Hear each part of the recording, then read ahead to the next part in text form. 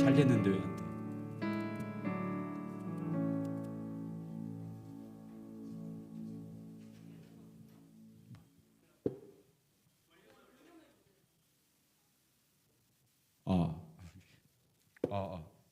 아, 다 한 건데? 다 올렸는데?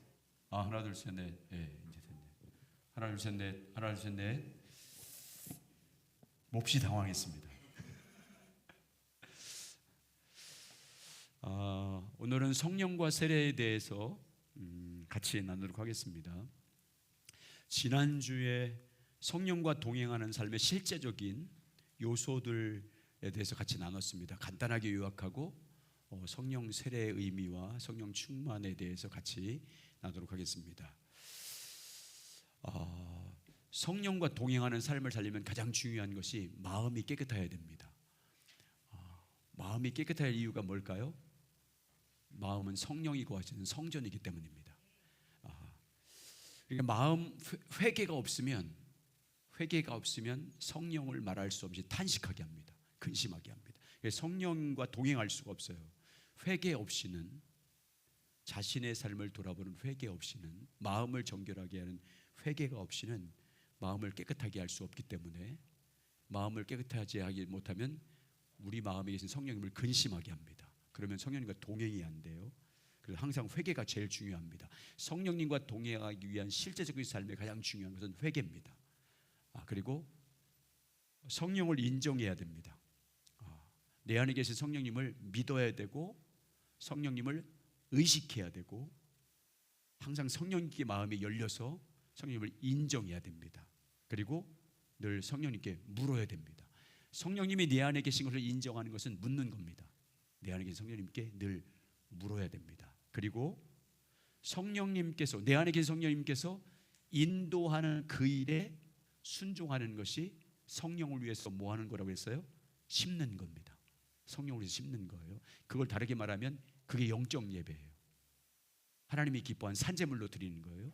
의의 병기가 돼서 하나님께 드리는 거예요. 성령이 인도하시는 그 일에 내 속에 계신 성령님과 동행해서 그분과 교제해서 그분이 인도하신 그 일에 내가 순종하는 것이 성령을 따라 심는 거예요.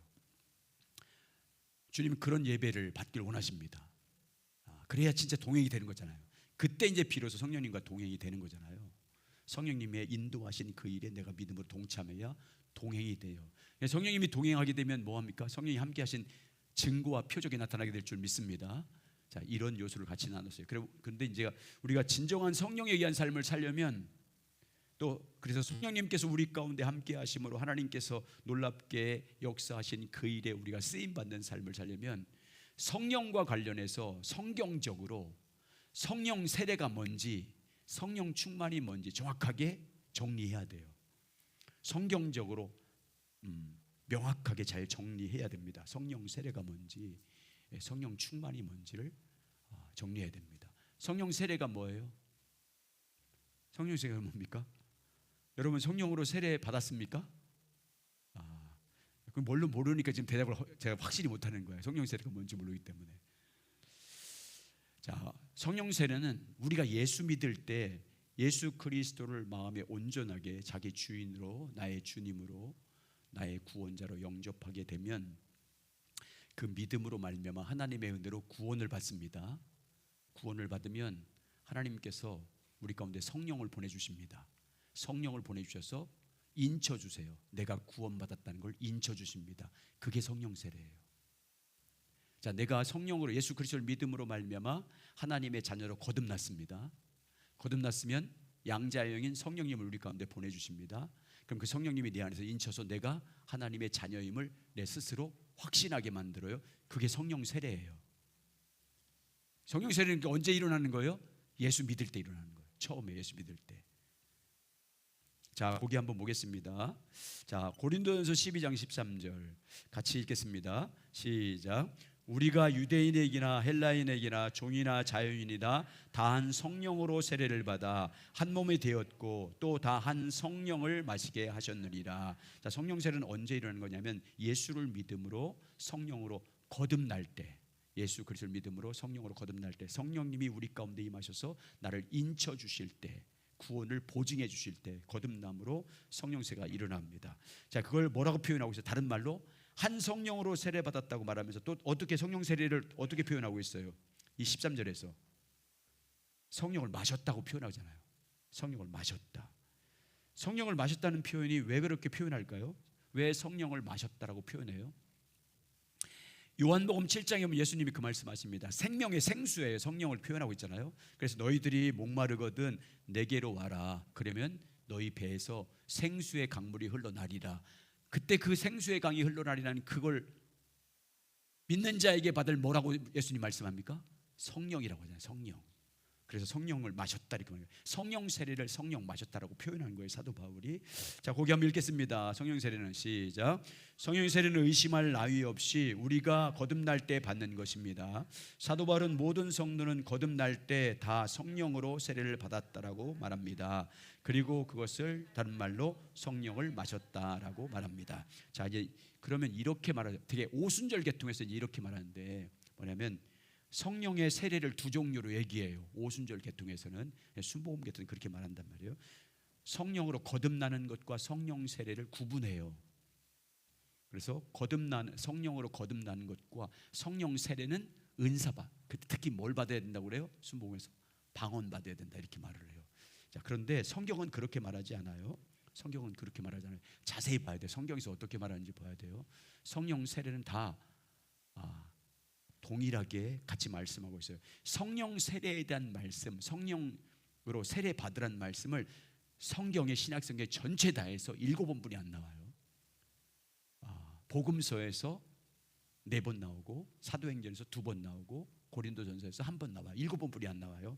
그런데 세례 요한이 물로 세례 줄 때 누가 와서 성령으로 세례 준다고 말씀했어요?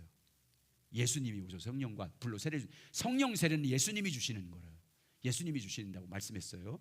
자, 그런데 성령 세례가 뭔지는 말씀하지 않았어요. 성경에 성령 세례를 주신다고만 말씀했지 성령 세례가 뭔지는 말씀한 적이 없어요. 그러니까 그걸 성령 세례에 대한 말씀할 때 이것이 뭐를 의미인지 우리가 성경을 통해서 또 성령님을 통해서 해석을 해서 잘 알아야 돼요. 자, 한번 보겠습니다. 먼저 복음서, 사복음서, 마가, 마태, 마가, 누가, 요한이 말하는 그때 거기 복음서에 나오는 성령 세례에 대해서 먼저 마태복음 3장 11절 같이 읽겠습니다. 시작. 나는 너희가 회개하기 위하여 물로 세례를 베풀거니와 내 뒤에 오시는 이는 나보다 능력이 많으시니 나는 그의 신을 들기도 감당하지 못하겠노라. 그는 성령과 불로 너희에게 세례를 베푸실 것이요. 자, 성령과 불로 세례를 예수님이 배운다고 말씀하잖아요. 자, 그 다음 장도 넘어오세요. 마가복음 1장 8절 시작. 나는 너희에게 물로 세례를 베풀거니와 그는 너희에게 성령으로 세례를 베푸시니라. 그러니까 여기 세례 요한은 사역자잖아요. 이때 당시 예수님 오실 길을 준비하고 예수님에 대해서 증거한 사람이잖아요. 그러니까 오늘날 말하면 목사예요. 목사는 물로 세례만 줄 수 있어요. 목사는 성령 세례를 줄 수 없어요. 성령 세례는 누가 주는 거예요? 예수님이 주시는 거예요. 예수님께서 성령을 보내서 세례를 베풀어 주시는 것입니다. 예수 그리스도를 믿는 자들에게, 구원받은 성도들에게 성령으로 인쳐 주셔서, 성령을 보내 주셔서 인쳐 주심으로 그 구원을 확증해 줍니다. 보증해 줍니다. 그걸 성령 세례라고 말하는 거예요. 물로 거듭난 아들들, 하나님의 자녀들에게 성령을 보내 주셔서 그 성령으로 인쳐 주셔서 내가 하나님의 자녀인 것을 확신하게 합니다. 그래서 하나님을 아빠, 아버지라고 부르게 하는 것이 예수님께서 우리에게 부신 성령 세례입니다. 자, 누가복음 3장 16절 시작. 요한이 모든 사람에게 대답하여 이르되 나는 물로 너에게 세례를 베풀거니와 나보다 능력이 많으신 이가 오시나니 나는 그의 신발끈을 풀기도 감당하지 못하겠노라. 그는 성령과 불로 너에게 세례를 베푸실 것이요. 자, 사도 요한복음 1장 33절 시작. 나는 그를 알지 못하였으나 나를 보내어 물로 세례를 베풀게 하신 그이가 나에게 말씀하시되 성령이 내려서 누구에게 의하든지 머무는 것을 보거든 그가 곧 성령으로 세례를 베푸신 줄 알라 하시냐. 예수님이 세례 받을 때, 요한에게 세례 받을 때 그때 성령이 임하는 사람이 너에게 세례 줄 거다. 세례 요한이 그렇게 증거한 거잖아요. 자, 이번에는 사도행전에 나오는 성령 세례에 대한 말씀. 복음서에 4번 나오고요. 사도행전에 2번 나옵니다. 먼저 사도행전 1장 5절 시작. 요한은 물로 세례를 베풀었으나 너희는 몇 날이 못되어 성령으로 세례를 받으리라 하셨느니라. 예수님께서 승천하기 전에 너희는 몇 날이 못돼서 성령으로 세례를 받을 거다. 자, 사도행전 11장 16절 시작. 내가 주의 말씀에 요한은 물로 세례를 베풀었으나 너희는 성령으로 세례를 받으리라 하신 것이 생각났더라. 아멘. 헬라의 원어에 보면 이 세례 주다 이 말이 성령으로 세례 주다 이렇게 되어 있어요. 성령 안에서 세례 주다 이렇게 되어 있어요. 그러니까 마태복음과 누가복음에는 여기에 성령과 불로 세례를 줄 것이다 이렇게 불이 추가됐잖아요. 사복음서나 사도행전은 성령으로 세례 줄 것이라 이렇게 말씀하고 있어요. 그러면 복음서에서 서신서에서 사도 바울은 어떻게 말하는지 거기 보세요. 자, 이제 7번째 나오는 말 고린도전서 12장 13절 아까 읽은 말씀이잖아요. 시작. 우리가 유대인이나 헬라인이나 종이나 자유인이나 다 한 성령으로 세례를 받아 한 몸이 되었고 또 다 한 성령을 마시게 하셨느니라. 두 종류의 세례가 있다. 거듭남의 세례가 있고 은사를 받는 세례가 있다고 주장하는 오순절 계통의 세례로 주장한 사람들은 이렇게 말해요. 복음서와 사도행전에서는 세례를 베푸는 주체가 누구냐면 예수님이다. 예수님께서 주체가 돼서 성령을 가지고 우리를 세례를 베풀어 주신다. 그런데 복음서의 성령 세례는 고린도서 12장에 은사를 주는 거다라고 해서 성령 세례를 둘로 나눠요. 거듭남과 은사, 방언이라든지 이런 받는 성령 세례를 이렇게 나누어요. 그렇게 나눠서 말한다고요? 근데 여러분 성경을 잘 보면 그 다음 장 넘겨보세요. 자, 그 다음 장 보면 헬라의 원어에 보면 이 두 종류의 구별이 없어요. 똑같아요. 한 영으로 이렇게 돼 있어요. 한 영으로 세례를 베풀어 준다. 한 영으로. 한번 읽어보겠습니다. 3페이지. 자, 한 페이지 같이 읽겠습니다. 시작. 그러나 헬라 원어로는 두 종류 사이에 구별이 존재하지 않습니다. 고린도전서 12장 13절에서 다 한 영으로 세례를 받았으니라고 표현하고 있습니다. 성령으로 당연시하되 대신에 한 영이란 말을 쓰고 있습니다. 사도 바울은 교회의 연합을 강조하기 위해서 성령을 한 영이라고 표현하고 있습니다. 물론 한 영은 성령을 가리킵니다. 우리말 성경은 이 부분을 한 성령이라고 번역하고 있습니다. 한 성령으로 세례를 받았다. 성령 세례를 이렇게 구분하지 않아요. 은사 이렇게 오순절 계통처럼 구분하지 않아요. 다 똑같이 한 성령으로 한 몸이 됐다라고 말합니다. 여러분 사도 바울이 고린도 교회 표현의 편지를 보면 고린도전서 10장하고 고린도 12장에 아주 중요한 말씀이 나와요. 구약에서 이스라엘 백성들이 하나님 백성이 되잖아요. 하나님 백성이라고 말합니다. 근데 이스라엘 백성들이 하나님의 백성이 됐는데 뭘 받고 하나님 백성이 됐다고 사도 바울이 말해요. 고린도전서 10장 2절에서 성령 세례 받음으로 하나님의 백성이 됐다고 그래요. 이스라엘이. 그러면 그 성령 세례가 뭐라고 말씀하고 있어요? 언제 성령 세례 받았대요? 홍해 바다 지날 때, 물과 바다를 건널 때, 구름과 바다 사이에서 그들이 성령으로 세례 받은 것이다. 그래서 그들이 하나님의 백성 공동체가 됐다. 이렇게 말해요. 고린도서 10장 2절에서. 근데 이걸 고린도서 12장 은사장에 와서는 어떻게 말하고 있냐면 이제 신약교회에서는 예수 그리스도를 믿음으로 말미암아 성령 세례 받은 사람들이 하나님의 백성이 됐다. 그 공동체가 뭐라고 그래요? 교회. 구약 성경에서는 성령 세례 받음으로 하나님 백성 된 사람이 이스라엘 백성들이라고 말하고 있고 신약교회에서는 누가 하나님의 백성이에요? 교회가. 뭘 받았기 때문에? 성령으로 세례 받았기 때문에. 성령 세례 받음으로 예수님의 몸이 된 교회, 그 예수님의 몸으로 접붙임을 받는 우리들 모두가 다 뭐라는 거예요? 하나님의 백성이다라고 말하고 있어요. 그래서 한 성령으로 세례를 받았다. 구약이나 신약이냐 이렇게 표현하고 있어요. 한번 읽어보겠습니다. 고린도전서 시작. 고린도전서 10장 2절은 구약의 하나님의 백성의 구원을, 그리고 13절은 신약의 하나님의 백성의 구원을 다루고 있습니다.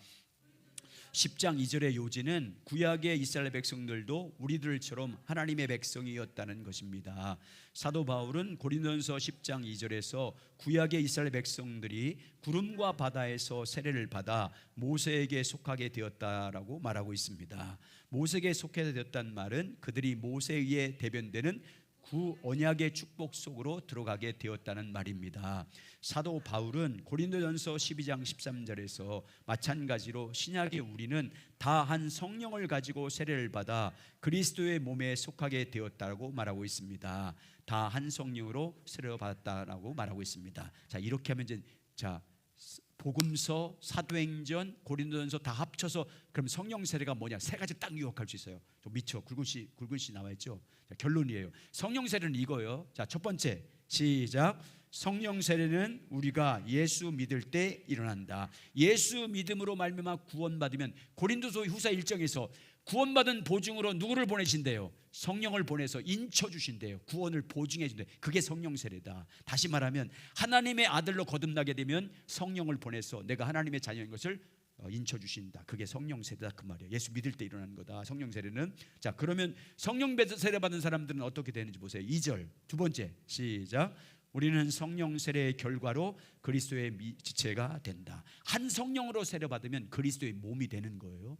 그래서 우리는 주님의 몸인 줄 믿습니다. 다 다르지만 주님의 몸이에요. 교회가 되는 거예요. 교회가 되는 거예요. 그러니까 주님의 몸인 교회가 아니면 그 교회 공동체에 속해 있지 않으면 주님의 거듭난 성령으로 세례받은 주님의 몸의 지체가 될 수 없는 거예요. 세례를 받아야 반드시 예수 그리스도를 믿음으로 성령을 세례받아야 주님 몸의 지체가 돼 주님의 몸이 되는 거예요. 자, 그러면 세 번째 어떻게 되는지 보세요. 시작. 성령 세례를 통해서 성령께서 우리 속에 오셔서 영원히 거하신다. 성령으로 세례받은 사람 안에 성령이 임재하셔서 거하시는 거예요. 개인과 공동체 안에 성령이 임재하신 것입니다. 이렇게 성령 세례를 정의하면 될 것 같아요. 여기 밑에 보면 이제 웨인 구르템이라는 신학 박사가 성령 세례를 이렇게 표현했어요. 성령 세례와 그 이후에 일어난 일들에 대해서 자, 굵은 것이 있겠습니다. 성령 세례 시작. 성령 세례는 성령께서 우리에게 새로운 영적 삶을 주시고, 이게 중생이에요. 거듭나는 거예요. 예수 그리스도를 믿음으로 처음에 예수 믿을 때 거듭나는 것을 이렇게 표현하는 거예요. 그리고 회개가 이루어져요. 그 다음에 우리를 깨끗하게 하시고 회개한다 이 말이에요. 회개한다. 죄에서 돌아서는 거예요. 그리고 죄를 끊게 돼요. 자, 시작. 죄에 대한 애착과 죄의 권세를 깨뜨리게 하시는 신앙생활에 처음에 일어나는 성령의 역사를 가르침이 틀림없다. 이런 의미에서 성령 세례는 성령께서 우리 신앙생활에 처음에 행하시는 모든 일을 가리켜서 따라서 오순절 계통의 해석처럼 회심 이후의 경험을 의미할 수 없다. 오순절 계통에서 말하는 성령 세례, 은사, 방언받아야 성령 세례 받는 게 아니다 그 말이에요. 예수 그리스도를 믿음으로 말미암아 거듭나게 되고 중생하게 되고 회개하게 되고 예수 그리스도의 자녀가 돼서 그 죄를 끊어버리는 이런 역사가 일어나는 것이 곧 뭐라요? 성령 세례예요. 그러니까 여러분 성령 세례는 죽이는 거잖아요. 그러니까 옛사랑을 끊게 되고 죄를 끊게 되고 예수 그리스도를 향한 믿음의 길로 다시 돌아서는 진정한 회개가 일어나잖아요. 처음 믿을 때 그처럼 할례처럼 잘라내는 것처럼 끊어지게 된다. 이게 성령 세례의 특징이다 그 말이에요. 자, 그런데 성령 세례 받은 이후에 또 각종 은사를 받고 능력을 받는 것은 그럼 뭐냐? 이걸 설명한 거예요. 또 한번 읽어보겠습니다. 계속해서 굵은 것이. 자, 시작. 이 새로운 언약의 능력은 제자들의 복음 전파를 훨씬 효과적으로 만들었고 모든 신자들의 삶에서 죄를 정복하고 승리할 수 있는 훨씬 큰 능력을 부여했으며 신자들이 공격하는 사단과 마귀의 세력을 물리칠 수 있는 힘을 주셨다. 이 성령의 이 새로운 언약의 능력은 또한 모든 신자들에게 사역을 위한 여러 종류의 은사를 주기도 했다. 넘기지 마세요. 여기 요 주기에 이제 오늘 같이 이거 설명된다면 이제 또 나눌 거예요. 빨리 끝나기를 원하는 거죠. 새로운 언약의 능력이 뭐예요? 성령 충만을 말하는 거예요. 성령 세례 받았으면 이제 제자로서 보고할 때 능력이 나타나고, 그리고 병든 자에게 기도할 때 능력이 치유의 능력이 나타나고 귀신을 쫓아내는 능력이 나타나는 것은 성령 세례 받은 이후에 성령님과 친밀히 교제한 사람들에게 더 능력으로 임하시는 하나님의 역사를 성령 충만, 능력으로 임하는 성령 충만이라고 말하는 거예요. 성령 세례와 구분되는 거예요. 자, 그걸 이제 설명해 나가. 자, 넘기세요. 이제 이걸 설명해 나갈 거예요. 여러분, 구약 시대에 성령이 역사했습니까? 안 했습니까? 구약 시대에 성령이 역사했어요? 안 했어요? 했잖아요. 창세기 1장 2절에 성령이 운행하신다 딱 시작되잖아요. 그리고 구약시대 역사합니다. 하나님의 섬길 수 있는 능력도 나타나고요, 표적도 나타나고 예언도 하게 됩니다. 그런데 구약시대는요, 성령이 사역으로 능력으로 역사할 때 몇몇 사람에게만 임했어요. 내주하지 않았어요. 구약시대에는 성령이 떠났어요. 어떤 사역을 맡은 자, 어떤 능력을 행하면 그 성령이 떠났어요. 능력으로만 나타나고 내주하진 않았어요. 그런데 구약성경을 보면, 그런데 구약성경은 뭐냐면 성령이 잠깐 역사했다가 어떤 엘리야라든지 이사야라든지 그런 사람들에게 임해서 충만하게 역사해서 어떤 하나님의 놀라운 일을 감당하고 능력으로 역사하지만 성령이 지속적으로 그들과 함께하진 않았어요. 그런데 구약성경이 뭘 예언하냐면 이제 성령을 너희들에게 보내줘서 너희 속에 보낼 거라는 예언을 하기 시작해요. 구약성경에서 심지어 모세 때부터 계속해서 이제 성령이 너희 속에 하나님의 새 영이 올 거다, 이걸 미리 예언해요. 에스겔과 그리고 요엘을 통해서 예언하잖아요. 먼저 민수기 보세요. 거기 4페이지 그런데부터 한번, 그런데 밑에 민수기 있죠. 민수기 한번 읽어보겠습니다. 구약 성경에서 이제 성령이 도래할 것을 예언합니다. 민수기 11장 29절 시작. 모세가 그들에게 이르되 내가 나를 두고 시기하느냐, 여호와께서 그의 영을 모든 백성에게 주사 다 선자되게 하시기를 원하노라. 이제 하나님의 영을 모든 백성에게 부어주기를 원한다, 이렇게 하고 있어요. 그러면서 이제 성령이 우리 가운데 어떻게 임할 것인지 에스겔 36장 26, 27절 시작. 또 새 영을 너희 속에 두고 새 마음을 너희에게 주되 너희 육신의 굳은 마음을 제거하고 부드러운 마음을 줄 것이며 또 내 영을 너희 속에 두어 너희로 내 율례를 행하게 하리니 너희가 내 규례를 지켜 행할지라. 성령을 어디에 두신대요? 너희 속에 두신다, 이렇게 말하고 있어요. 이게 이제 이런 표현이요, 역사서라든지 어디 보세요, 그런 게 없어요. 잠깐 임했다 떠나고 막 그렇게 하세요. 근데 너희 속에 임할 거다. 요엘서 보면서, 요엘서 말세가 되면 이제 말세 마지막 때잖아요. 예수님 이후에 주님 오실 때까지, 예수님이 오신 때부터 다시 올 때까지 그때를 말세를 하잖아요. 그때 마지막 날이 되면 성령을 남종과 여종에 부어줄 거다. 자 시작. 그 후에 내가 내 영을 만민에게 부어주리니 너희 자녀들이 장래 일을 말할 것이며 너희 늙은이들은 꿈을 꾸며 너희 젊은이는 이상을 볼 것이며 그때 또 내 영을 남종과 여종에 부어줄. 자, 구약 성경에서 요엘 선지자인데 에스겔 선지자 이런 데서 성령을 너희 속에 보낸다 예언해요. 그런데 그 성령이 오시면 그 성령을 누가 줄 건, 누가 성령으로 너희에게 세례를 베풀 것이라는 것을 그건 누가 말해요? 조금 전에 살펴봤는데 시작할 때 성령을 너희 속에 부어줄 거다라고 예언하는데, 근데 누가 와서 너에게 성령을 줄 거라고 예언해요? 세례 요한이 누가 줄 거래? 누가? 그렇지, 예수님이 와서 이제 메시아가 와서 너에게 성령을 줄 거다. 자, 누가복음 그 3장 21절이죠. 그래서 예수님이 이제 세례 요한에게 물세례 받을 때 그때 성령이 임하잖아요. 자, 누가복음 3장 21절 22절 시작. 백성이 다 세례를 받을새 예수도 세례를 받으시고 기도하실 때 하늘이 열리며 성령이 비둘기 같은 형체로 그 위에 강림하시더니 하늘로부터 소리가 나기를 너는 내 사랑하는 아들이라 내가 너를 기뻐하노라 하시니라. 아멘. 이제부터 그때 세례 요한에게 세례 받고 나서 성령 받고 나서부터 누가복음과 사도행전 읽어보세요. 누가복음과 사도행전 다 누가 기록했어요? 누가 기록이잖아요. 다 예수님 탄생부터, 예수님 세례 받는 것부터, 예수님 시험 받는 것부터, 예수님 사역하는 것, 모든 걸 다 뭘로 했다고 그래요? 사도 누가가 성령으로 했다. 성령으로. 그러니까 하나님의 성령이 예수 그리스도를 통해서 그 능력과 권능으로 역사하시고, 그리고 예수 그리스도를 통해서 그때부터 성령이 너희들 가운데 부어질 거다, 이렇게 말하고 있어요. 자, 누가복음 4장 14절도 보세요. 시작. 예수께서 성령의 능력으로 갈릴리에 돌아가시니 그 소문이 사방에 퍼지고. 자, 여러분 사도행전 10장 38절에서 성령에게 무엇과 무엇이, 예수님에게 무엇과 무엇이 기름부터 부어져서 사역을 감당했대요. 예수님이 성령과 능력을 기름부터 부으셔서 성령과 능력으로 사역을 다 감당했다고 하고 있어요. 예수님 때 성령의 세례와 성령으로 세례 줄 것과 성령의 능력이 충만하게 임해서 하나님의 사역을 그걸로 감당하게 될 것이라는 것을 말씀해 주고 있어요.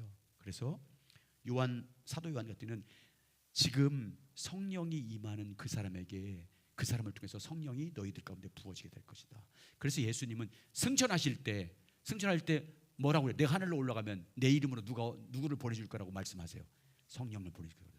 그러니까 내가 너희들과 함께 있는 것이 낫대요? 떠나는 게 낫대요? 그러잖아요. 그래서 지금은요, 성령 세례 받아서 성령 충만함을 따라 사역을 감당할 때예요. 자, 그 다음 좀 넘겨보세요. 그리고 나서 이제 오순절날 제자들에게 뭐가 임해요? 성령이 임해요. 그때부터 제자들에게 놀라운 성령의 능력이 나타나고 사역을 감당해서 하루에 3,000명씩 6,000명씩 회개하는 역사가 나타나요. 자, 요 5페이지. 자, 성령 세례에 대해서 정리하겠습니다. 그리고 성령 충만 들어갈 거예요. 오순절 이후 시작. 오순절 이후에 사는 우리들은 예수님을 믿을 때 성령을 받습니다. 우리의 구원은 성령께서 우리 속에 들어오시기 때문에 가능합니다. 성령께서 우리 속에 오셔서 거하기 때문에 우리 모두는 성령에 의한 삶을 살 수 있고, 또 성령, 이게 이제 성령 세례예요. 여러분, 그러니까 여러분과 예수 그리스도를 여러분과 제가 나의 주님으로 영접하고 예수님을 나의 주로 고백하는 것은 이미 성령님 우리 가운데 뭐 하신 거예요? 임재하신 거예요. 성령 세례를 베푸신 거예요. 그래서 예수님을 나의 주님으로 고백하게 된 줄 믿습니다. 그래서 이제 그때부터 성령 세례 받으면 그때부터 성령님과 교제가 되는 거예요. 자, 성령님과 교제가 돼 성령 세례 받으면 우리 안에 성령이 오셨잖아요. 성령이 내 안에 거주하십니다. 내가 뭘 믿어요? 그분을 인식하고 살아요. 그리고 늘 인정하고 살아요. 늘 친밀하게 교제해요. 그러면 보세요, 성령 세례 받은 이후에 성령님을 사모하고 성령님을 기뻐하고 성령님의 임재를 사모하며 살면 그때 성령님이 그때 우리 가운데 능력으로 임하는 충만함, 성령 충만이 이루어지는 거예요. 성령 세례 받은 다음에 가만히 있으면 안 돼요. 성령 충만은 이제 성령 세례 받은 사람이 그 성령님과 동행하고 그 성령님을 사모하고 그 성령을 따라 살아야 성령이 충만하게 임해요. 그 성령 충만은 두 가지로 나눠지는데, 성령님의 통치가 이루어지는 충만함, 아니면 능력으로 임하는, 은사로 임하는 충만함, 두 가지로 나눠요. 성령 충만은. 자, 오늘은 그냥 이렇게 하고 다음 주에는 그 충만함 두 가지 나눌 거예요. 자, 그럼 성령 충만이 뭔지. 야, 여러분, 제가 오늘 이 성령 세례와 성령 충만을 나누는 이유는, 우린 다 예수 그리스도를 온전히 믿는 사람은 성령 세례 다 받았어요. 근데 충만하지 못하잖아요. 충만하지 못하면 사역의 역사가, 사역을 해도 능력이 안 나타나고 변화도 나타나고 죄도 못 끊어요. 충만하지 못하면 옛생활을 버리지 못해요. 원수를 용서하지 못해요. 충만하지 못하면. 그래서 성령 충만으로 나가야 돼요. 그래서 성령 세례와 성령 충만을 구분해야 돼요. 그래서 성령 세례 받았으면 충만함으로 나가야 돼. 그래야 세상을 이기고 죄를 이길 수 있어요. 자, 그래서 자 보면 여러분, 그래서 성경을 잘 보세요. 성령 세례 받았으니까 이제 됐다 그렇게 말하고 있어요? 성령 보세요. 역사적으로나 성경적으로나 기독교 지금까지 교회 역사라고 보나 성령 세례 받은 거 끝나지 않아요. 성령 충만해서 놀랍게 역사하는 증거들이 많잖아요. 오기 무디 목사님 소개해놨어요. 자, 보세요. 한번 읽어보겠어요. 여러분, 무디 목사님은 성령 세례 받고 평범하게 목회하다가 어느 날 정말 성령의 충만함을 사모하다가 성령 충만 받아요. 그러니까 똑같은 말을 했는데, 성령 세례 받을 때 똑같이 예수 믿으세요 전했는데, 성령 충만 받으라고 예수 전했을 때 이분이 초등학교 분이 안 나왔어요. 그래서 많은 그를 비판했던 사람들이 그 무디 목사가 설교하는 왜 문자가 그 문법이 다르냐고, 왜 제대로 주어 목적어 서술어 보어 이렇게 해서 하시 말을 끝내야지 왜 말을 뒤섞냐고 그러고 비판을 많이 받았어요. 그럼에도 불구하고 놀라운 회심의 역사가 일어나요. 자, 한번 보겠습니다. 거기 무디 목사님이 경험한 거 굵은 시로 써 있는 거 한번 읽어보세요. 오늘날 시작. 오늘날 뉴욕에서 얼마나 놀라운 날이었는지 나는 그날을 묘사할 수 없다. 나는 그날을 거의 언급하지 않는다. 그 경험은 너무 성스러워서 나는 말로 표현할 수 없다. 나는 단지 하나님께서 자신의 모습을 나에게 드러내 보여주셨으며 내가 그분께 그 역사하시는 손길을 멈추어 달라고 간청할 수밖에 없을 정도로 그분의 사랑에 대한 엄청난 체험을 했다는 것을 말할 수 있을 뿐이다. 나는 다시 설교를 계속했으나 그 내용은 전과 별로 다를 바가 없었다. 그럼에도 불구하고 수백 명의 사람들이 회심하는 역사가 일어나곤 했다. 나는 만약 온 세계를 얻을 수 있다 할지라도 그러한 체험을 하기 전의 상태로 돌아가지는 않을 것이다. 온 세상 모든 것은 그 체험에 비하면 작은 먼지에 불과하다. 성령 세례 받고 나서 충만 받고 나서의 사역의 열매와 능력의 역사를 나는 세상에 그 어떤 것과 바꿀 수 없다는 것을 경험했다는 거잖아요.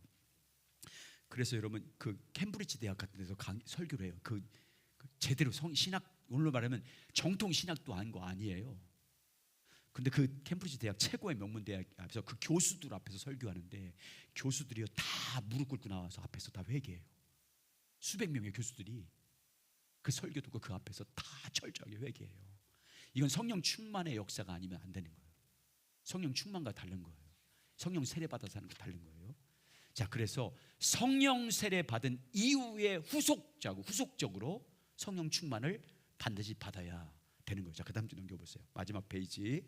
후속적인 성령의 역사. 다시 말하면 성령 세례 받은 이후에 충만함으로 나가야 된다 그 말이에요. 성령 세례 받았으면 이제 그 성령이 우리 가운데 능력으로든지 은사로든지 아니면 통치하심으로든지 임재하심의 나타남이든지 이런 것들로 인해서 충만함 가운데 나가야 된다. 성경이 그렇게 증거하고 있어요. 그러니까 우리는 성령 세례 받은 것으로, 그래서 예수 그리스도 믿음으로 구원받은 것으로 만족하면 안 되고 이제 사역을 감당해야 되잖아요. 하나님의 일을 이루어야 되잖아요. 여러분, 우리는 예수 믿고 천당 가는 게 목적이 아니라, 여러분 복음은, 자, 저를 보세요. 복음은 따라서 예수 믿으면 지금부터 하나님 나라가 시작되었다는 것입니다. 하나님 나라가 시작되는 걸 전하는 게 복음이에요. 죽어서 천국 가는 게 아니라 지금 예수 믿는 순간 하나님 나라가 시작된 거예요. 주님 천국 복음 전하러 왔잖아요. 하나님 나라를 살아내야 되잖아요. 그럼 어떻게 성령 충만함 받지 못하면 하나님의 나라로서의 삶을 살지 못하고 하나님 나라를 이루지 못해요. 충만함으로 나가야 돼요. 그래서 사도 바울은요 성령 받는 것과 성령 충만함으로 나가는 것 능력으로 표현하고 있는데 다른 것을 이렇게 표현하고 있어요. 자, 갈라디아서 3장 1절부터 5절 읽겠습니다. 시작. 어리석도다 갈라디아 사람들아, 예수 그리스도께서 십자가에 못 박힌 것이 너희 눈앞에 밝히 보이거늘 누가 너희를 꾀더냐. 내가 너희에게서 다만 이것을 알려 하노니 너희가 성령을 받는 것이 율법의 행위로냐 혹은 듣고 믿음으로냐. 너희가 이같이 어리석느냐. 성령으로 시작하였다가 이제는 육체로 마치겠느냐. 너희가 이같이 많은 괴로움을 헛되이 받았느냐. 과연 헛되냐. 너희가 성령을 주시고 너희 가운데서 능력을 행하신 이의 일이 율법의 행위로서냐 혹은 믿음으로서냐. 자, 3절 그 2절 보면 2절 보세요. 내가 너에게 다만 이것을 알려 하노니 너희가 성령 받는 것, 성령으로 세례 받는 것이 율법의 행위로냐 듣고 믿음으로냐. 믿음으로 너희가 성령으로 세례 받았다. 예수를 믿음으로 성령 세례 받았다. 이렇게 표현하고 있는데 5절 보세요. 5절은 어떻게 해요? 너에게 성령을 주시고 성령으로 세례 받았고 너희 가운데 능력으로 행하신 이의 일이 율법의 행위냐 믿음으로 행하는 것이냐. 성령 세례 받는 것과 성령 충만 받아 능력으로 임하는 성령 충만을 구분해서 말하고 있어요.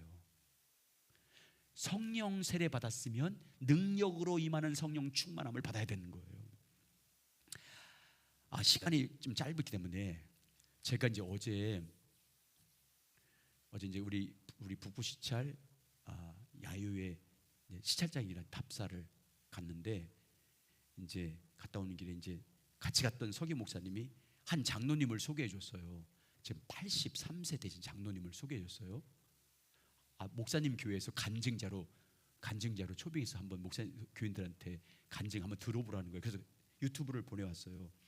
그 잠깐 동안 제가 봤는데 어떤 분이냐면 사업을 굉장히 많이 하다가 다 여기 이제 김포에 있는 수로 있잖아요. 수로라든지 김포공항에 이런 공사들 그분이 다 했다고 하더라고요. 자기가 다. 근데 그런 일도 하다가 큰 사업을 하다가 다 망해서 이제 60대에 이제 다시 예수님을 만나서 짤막하게 하니까 제가 줄이려고 60대 예수님을 만나서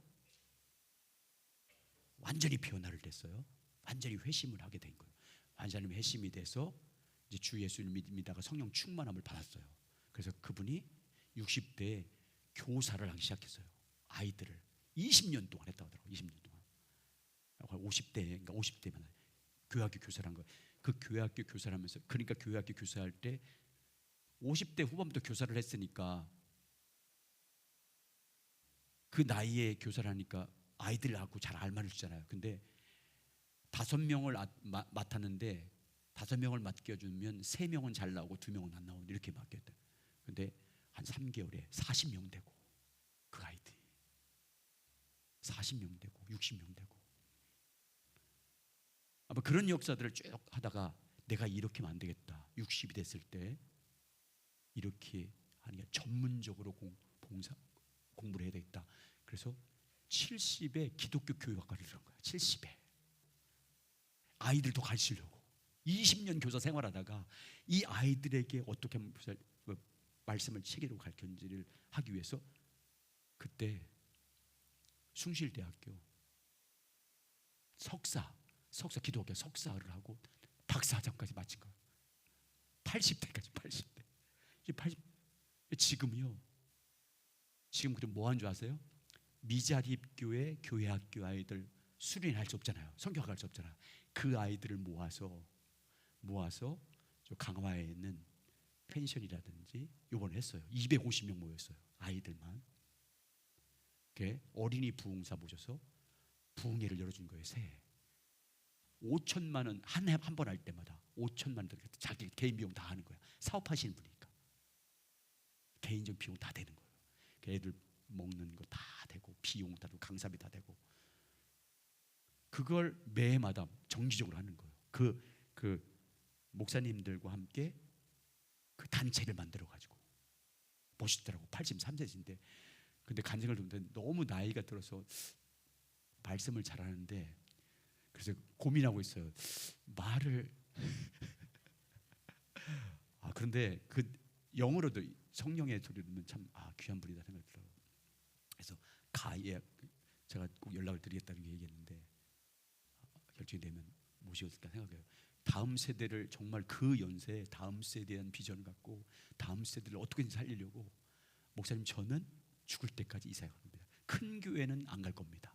작은 교회들만 가서 그들을 섬기고 그 아이들을 양육하는데 저의 인생을 다 바치. 돈 잘 벌어서 그렇게 써야지. 예수 믿는 사람이 멋있더라고요. 사업을 해서 그런 일 쓰는 거야. 다음 세대 살리기 위해서. 여러분, 성령 충만 받지 못하면 그렇게 못해요. 그분이 예수를 믿어서 세례받았지만 그 위에 성령 충만 받고 나서부터 다음 세대 그 아이들 60대 여러분 가르치는 게 쉽지 않잖아요. 근데 정말 뜨거운 사랑으로 아이들을 가르쳐서 맡으면 반이 부흥하는 거예요. 성령 충만하니까. 성령 세례 받아서 가르치면요 5명씩 하면 5명이 끝나요. 충만 받으면 이 열매는 우리가 예측할 수 없어요. 하나님이 하시는 것을. 그래서 충만함을 사모하셔야 돼.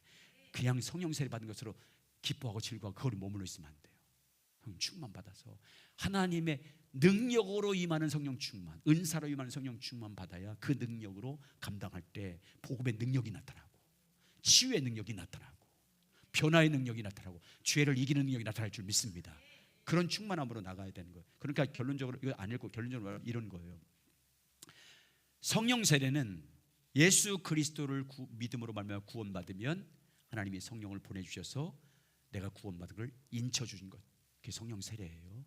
하나님의 자녀로 거듭났으면 하나님의 자녀들에게 성령을 보내서 인쳐서 하나님의 자녀인 것을 확증하게 만드는 게 성령 세례라면, 이제 그 성령의 인도하심, 내 안에 계신 성령님을 믿고 그분과 교제하는 가운데 그분이 능력으로 임하게 하는 충만함이 성령 충만이에요.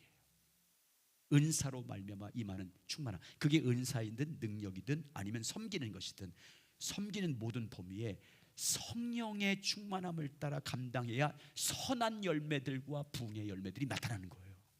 그때. 그래서 그 충만함을 사모해야 됩니다. 여러분, 성령 충만을 사모하시기 바랍니다. 하나님의 거룩한 사역을 위해서는 반드시 충만함을 받아야 돼요. 이런 충만함 가운데 나가는 우리 향산교회 되시길 예수님의 이름으로 축복합니다. 자, 우리 함께 일어나서 성령이여 임하소서 같이 부르고 충만함 사모하겠습니다.